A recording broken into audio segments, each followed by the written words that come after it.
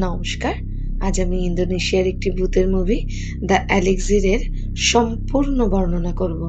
তো চলুন শুরু করা যাক। কিন্তু শুরু করার আগে আমার একটাই অনুরোধ, আপনারা অবশ্যই চ্যানেলটিকে একটা সাবস্ক্রাইব এবং লাইক করবেন।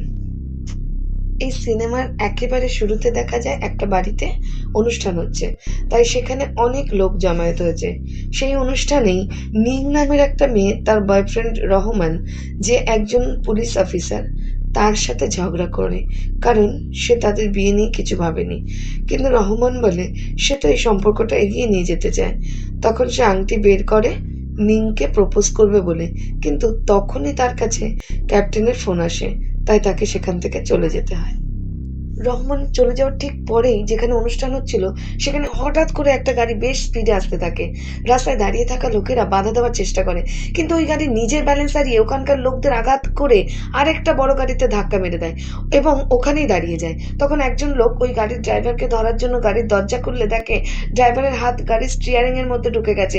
সবাই ভাবে ড্রাইভারটা হয়তো নেশা করেছে, কিন্তু তখনই ওই ড্রাইভার দৌড়ে এসে যে গাড়ির দরজা খুলেছিল তার ঘাড়ে কামড়ে সেখানকার মাংস খুবলে খেয়ে নেয়। এর পরের সিনে এই ঘটনার ঠিক 5 ঘন্টা আগের কাহিনী দেখানো হয়, যে ভানিভারাস নামের কোম্পানিতে একটা নতুন ওষুধ তৈরি হয়েছে। তো সেই ওষুধের স্যাম্পেলটা কোম্পানির মালিক আর মিসেস গ্রেস নামের একজনকে দেওয়া হয়। কোম্পানির মালিক সাদির বেশ বয়স হয়েছে, তার চুলে পাঁকও ধরেছে আর চোখে মুখে বয়সের ছাপ স্পষ্ট। তো সাদি সেই ওষুধটা খেয়ে স্নান করতে যায়, আর ওদিকে সাদির বর্তমান স্ত্রী কারিনা ব্রেকফাস্ট করতে যায়। অপরদিকে সাদির মেয়ে কেন, তার বর রুডি আর ছেলে রেহান সাদির বাড়িতে আসে কোম্পানি বিক্রির কাগজপত্র নিয়ে, কারণ সাদি বলেছিল সে কোম্পানি বিক্রি করে দেবে। কেন, রুডি আর তার ছেলে সাদির বাড়িতে পৌঁছায়। সেখানে কারিনা কেনের সাথে কথা বলতে যায়, কিন্তু কেন তাকে ইগনোর করে ভেতরে চলে যায়। আসলে কেন আর কারিনা ছোটবেলা থেকে বেস্ট ফ্রেন্ড ছিল, কিন্তু কারিনা কেনের বাবাকে বিয়ে করার পর থেকে তাদের সম্পর্ক ভেঙে যায়। কেন আর কারিনাকেই পছন্দই করে না। যাই হোক, ওইদিকে সাদি স্নান করে বাইরে বেরিয়ে দেখে তার মাথায় একটাও পাকা চুল নেই, এমনকি তার মুখের রিঙ্কেলস গুলোও চলে গেছে, আর সে চশমা ছাড়া সব কিছু দেখতে পাচ্ছে। এই কথা সে করিনাকে বলে। করিনাও সাদির এই চেঞ্জ দেখে অবাক হয়ে যায়। সাদি বলে তার এই পরিবর্তন হয়েছে তার কোম্পানির দেওয়া সেই ওষুধ খেয়ে। সাদি খুবই খুশি হয় তার পরিবর্তন দেখে, কিন্তু সাদির পিঠে একটা বড় ক্ষতচিহ্ন দেখা যায়। যাই হোক, কিছুক্ষণ বাদে সাদি কেন আর রুডির সাথে দেখা করে জানায় সে আর তার কোম্পানি বিক্রি করবে না। এতে কেন, রুডি, সাদির ছেলে বামবাম রেগে যায়, কারণ কেন ঠিক করেছিল কোম্পানি বিক্রি হয়ে গেলে সে ওই টাকা দিয়ে রুডিকে ডিভোর্স দেবে, কারণ রুডি তার ওপর চিট করেছে, আর বামবাম ঠিক করেছিল ওই টাকা পেলে আর তাকে কেউ কাজ না করে গেম খেলার জন্য খোটা দেবে না, আর রুডিও কিছু টাকা পেলে ওর লাভই হবে। সবাই তখন সাদিকে কনভিন্স করতে থাকে কোম্পানি বিক্রি করার জন্য, কিন্তু সাদি কোম্পানির কাগজ তাদের সামনেই ছিঁড়ে দেয়। তখন হঠাৎ করেই সাদির শরীরে পরিবর্তন হতে শুরু করে। তার পিঠে যে ক্ষত ছিল সেটা বড় হয়ে যায়, আর তার মুখের শিরাগুলো ফুলে ওঠে, আর তার চোখের ভেতরের অংশ হলুদ হয়ে গিয়ে চোখের মণি পুরো সাদা হয়ে যায়, আর সে ওখানেই অজ্ঞান হয়ে যায়। এই ঘটনা দেখে সবাই খুব ভয় পেয়ে যায়, আর সাদিকে হাসপাতালে নিয়ে যাওয়ার জন্য গাড়ির ড্রাইভার আরিফ আর চাকরকে ডাকে। কিন্তু তখনই সাদি উঠে পাগলের মতো আচরণ করতে করতে ওই চাকরের ওপর হামলা করে ওর গলার কাছে কামড়ে তাকে মেরে দেয়, এবং এরপরে আরিফের ওপর হামলা করে। তবে আরিফকে কামড়াতে পারে না, কিন্তু আরিফের মুখের রক্ত বমি করে দেয়। তখন বামবাম এসে সাদিকে আরিফের কাছ থেকে দূরে সরানোর চেষ্টা করে, কিন্তু সাদি বামবামের ওপর হামলা করতে শুরু করে। বামবাম অনেক চেষ্টা করে সাদিকে সরানো, কিন্তু পারে না। তখন ধস্তাধস্তিতে ভুল করে বামবামের হাতে থাকা খেলনা পিস্তল থেকে একটা তীর সাদির মাথার এপার ওপার চলে যায়, আর সাদি সেখানেই পড়ে যায়। সবাই ভাবে সাদি মারা গেছে, তাই সবাই কাঁদতে শুরু করে, আর রুডি পুলিশকে খবর দেওয়ার জন্য আরিফকে থানায় পাঠায়। অপরদিকে বামবাম ভাবে তার জন্য তার বাবা মারা গেছে, তাই সে বাড়ি থেকে বেরিয়ে গাড়িতে গিয়ে বসে। কেন তাকে সান্ত্বনা দেওয়ার জন্য তার পিছু পিছু সেও গাড়িতে গিয়ে বসে। অপরদিকে যে চাকরটাকে সাদি কামড়ে দিয়েছিল সেও এফেক্টেড হয়ে সাদির মতো আচরণ শুরু করে আরেকটা মেয়ে চাকরকে কামড়ে দেয়, ফলে সেও এফেক্টেড হয়ে যায়। তারপর সে রুডি, করিনা, রুডির ছেলে আর ওদের বাড়ির আরেকজন মহিলা কেয়ারটেকারের ওপরে হামলা করতে যায়, কিন্তু ওরা বাড়ি থেকে বেরিয়ে যায়। অপরদিকে আরেকজন এফেক্টেড চাকর বাইরে এসে বাড়ির মালির ওপর হামলা করে, আর এই দৃশ্য বাম গাড়ির মিররে দেখে নেয়। তখন কেন বাইরে যায় কি হয়েছে সেটা দেখতে, কিন্তু ওই মালি কেনকে কামড়াতে যায়, কিন্তু বাম গাড়ি ওই মালির ওপর চালিয়ে দেয়, ফলে ওই মালির কোমরের দিক থেকে ওপরের শরীর আলাদা হয়ে যায়। তখন কেন আর বাম রুডি, রেহান এদের খুঁজতে ঘরের ভেতরে যায়, কিন্তু ভেতরে তারা কাউকে দেখতে পায় না। অন্যদিকে করিনা, রুডি, ওই কেয়ারটেকার আর রেহান বাইরে বেরিয়ে রাস্তার দিকে যায়, কিন্তু রাস্তায় ওই চাকর আবার তাদের ওপর হামলা করলে রেহান আর ওই কেয়ারটেকার গাড়ির নিচে লুকিয়ে পড়ে, আর করিনা ও রুডি গাড়ির পেছনে লুকিয়ে থাকে। কিন্তু তখনই রুডির ফোনে কেন ফোন করে, আর ওই চাকর ফোনের আওয়াজ শুনে বুঝে যায় গাড়ির আশেপাশে কেউ আছে।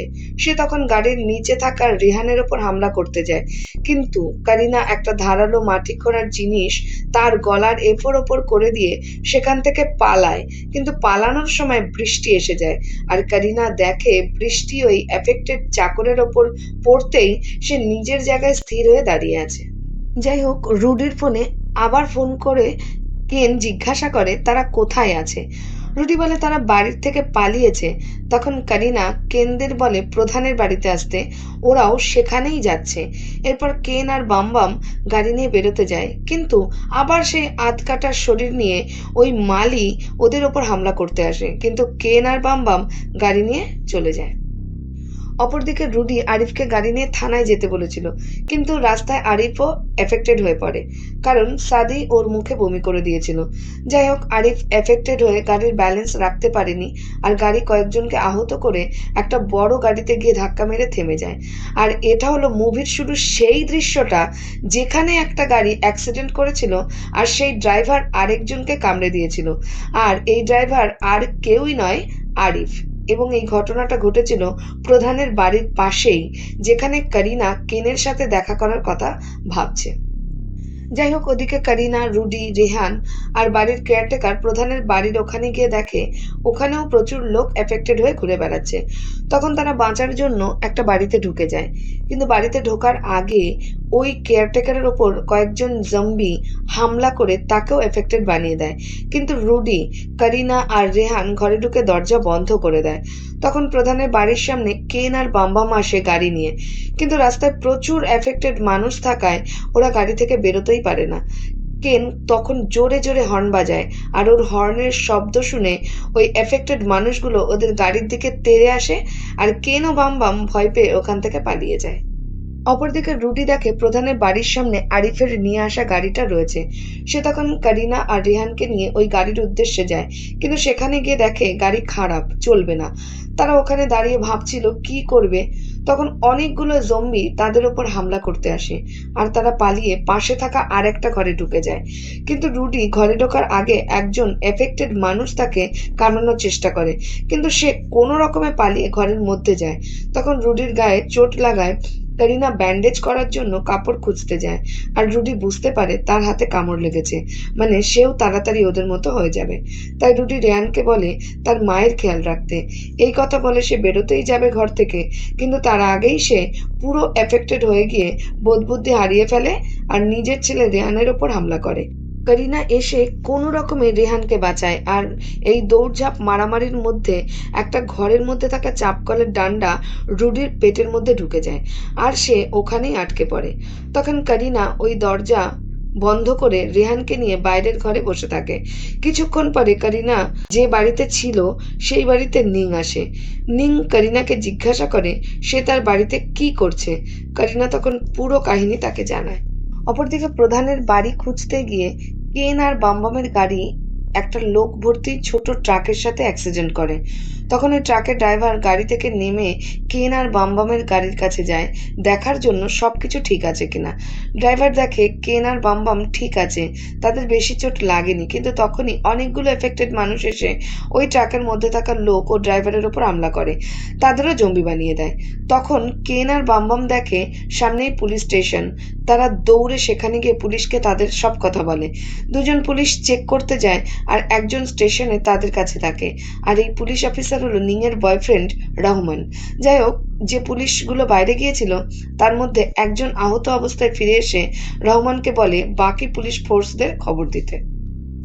রহমান বুঝতে পারে না কি হচ্ছে, কিন্তু তখনই ওই পুলিশ অফিসার জম্বি হয়ে গিয়ে ওদের ওপর হামলা করে, কিন্তু কোনো রকমে তারা ওই পুলিশকে একটা সেলে বন্ধ করে দেয়।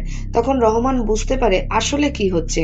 এরপর নিং রহমানকে ফোন করে জানায় তার বাড়ির কেউ বেঁচে নেই, সে কোনো রকমে ঘরে নিজেকে বাঁচিয়ে রেখেছে আর তার সাথে কারিনা আর রেহানও আছে। তখন রহমান বলে তারা ওখানে তাদের রেস্কিউ করতে যাবে। যাই হোক, এরপর রহমান আর বামবাম থানার ছাদে গিয়ে দেখে থানার চারপাশে জম্বি ভরে গেছে। তখনই পাশে মসজিদ থেকে নামাজ পড়ার আওয়াজ আসলে সব জম্বিরা ওখানে ছুটে যায়। সেটা দেখে রহমান বুঝতে পারে জম্বিগুলো যেখান থেকে আওয়াজ আসে সেই দিকে ছুটে যায়। তাই রহমান থানায় মজুদ থাকা শেলবাজি ফাটায় আর আওয়াজ শুনে সব জম্বিরা ওদিকে ছুটে যায়।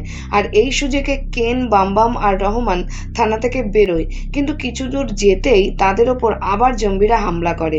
যদিও তাদের গায়ে মোটা মোটা প্যাড আটকানো ছিল, তাই তাদের কামড়াতে পারছিল না, কিন্তু প্রায় যখন জম্বি তাদের ওভার পাওয়ার করে দিয়েছিল তখনই বৃষ্টি আসে আর জম্বিরা সব নিজের জায়গায় স্থির হয়ে যায়।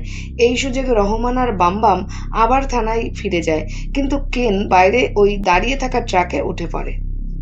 অপরদিকে কারিনা আর নিং দেখে জম্বিরা তাদের বাড়ি ঘিরে রেখেছে আর তারা খুব তাড়াতাড়ি দরজা ভেঙে ঘরে ঢুকে পড়বে। ওদিকে রুডি নিজের পেটের ভেতর থেকে ওই কলের ডান্ডা বের করে ফেলেছে, সেও ওদের উপর হামলা করতে আসে, কিন্তু কারিনা দেখে বৃষ্টিতে জম্বিরা স্থির হয়ে গেছে, তাই তারা একটা স্কুটি নিয়ে বেরিয়ে পড়ে। কিন্তু রাস্তায় বৃষ্টি বন্ধ হয়ে যায় আর তাদের গাড়িও থানার সামনে এসে বন্ধ হয়ে যায়। এদিকে জম্বিরা আবার তাদের উপর হামলা করতে আসে, কিন্তু ওই থানার সামনে কেন ট্রাকের মধ্যে লুকিয়েছিল, সে ওদের দেখে গাড়ি থেকে নেমে আসে। ওদিকে কারিনা, রেহান, নিং দৌড়ে ট্রাকের কাছে যায়। তখন ওরা সবাই মিলে ট্রাকে করে থানার দিকে যায়, কিন্তু গাড়ির ব্রেক ঠিকমতো কাজ না করায় গাড়ি থানার দরজা ভেঙে ভেতরে ঢুকে যায়। কিন্তু দরজার সামনে বামবাম থাকায় তার পা গাড়ির নিচে গিয়ে পড়ে। ওদিকে জম্বিরা ধীরে ধীরে থানার ভেতরে প্রবেশ করতে থাকে। যাই হোক, নিং এর সাথে রহমানের দেখা হয়, কিন্তু নিং ভুল করে ওই জম্বি হয়ে যাওয়া পুলিশকে যে সেলে আটকে রাখা হয়েছিল তার সামনে যায় আর ওই পুলিশ নিংকে কামড়ে তাকেও এফেক্টেড করে দেয়। এদিকে অনেক জম্বি থানায় ঢুকে রহমানকেও কামড়ে দেয়। রহমান মরার আগে নিংয়ের জন্য কেনা এঙ্গেজমেন্টের আংটিটা তাকে পরিয়ে দেয়। যাই হোক, ওদিকে বামবামের পা আটকে যাওয়ায় সে ওখান থেকে বেরোতে পারে না। সে কেনকে বলে সবাইকে নিয়ে চলে যেতে। কেন বাধ্য হয়ে বামবামকে সেখানেই ফেলে রেখে দিয়ে বেরিয়ে আসে আর বামবাম নিজের হাতে থাকা একটা বাজিতে আগুন লাগিয়ে দেয়। ফলে সেটা ব্লাস্ট হয়ে থানার সব বাজিতে আগুন লাগিয়ে দেয় আর থানা পুরো আগুনে পুড়ে যায়। কারিনা, কেন ভাবে হয়তো সব জম্বি মারা গেছে, কারণ সবাই ওই থানাতেই ছিল, কিন্তু তখন কেন দেখে তার হাতে জম্বি কামড়েছে। তাই সে কারিনাকে বলে সে চলে যাওয়ার পর কারিনা যেন রেহানকে দেখে রাখে। এরপর কেন নিজের মাথায় গুলি করে মারা যায় ওদের বাঁচানোর জন্য। তারপর কারিনা স্কুটি করে রেহানকে নিয়ে ওই জায়গা থেকে চলে যায়, কিন্তু তাদের যাওয়ার পর ওখানে একটা এফেক্টেড মানুষকে দেখা যায়, মানে সবাই মরেনি। এর পরের দৃশ্যে মিসেস গ্রেসকে দেখা যায়, যাকে ভানিভারাস সাদির মতো ওই ওষুধের স্যাম্পল পাঠিয়েছিল। তো মিসেস গ্রেস ওই ওষুধ খেয়ে দেখে ওনার সব আর রিঙ্কেলস গুলোও চলে গেছে সাদির মতো, মানে এরপর সাদির মতো মিসেস গ্রেসও এফেক্টেড হতে চলেছে। মুভি এখানেই শেষ হয়ে যায়।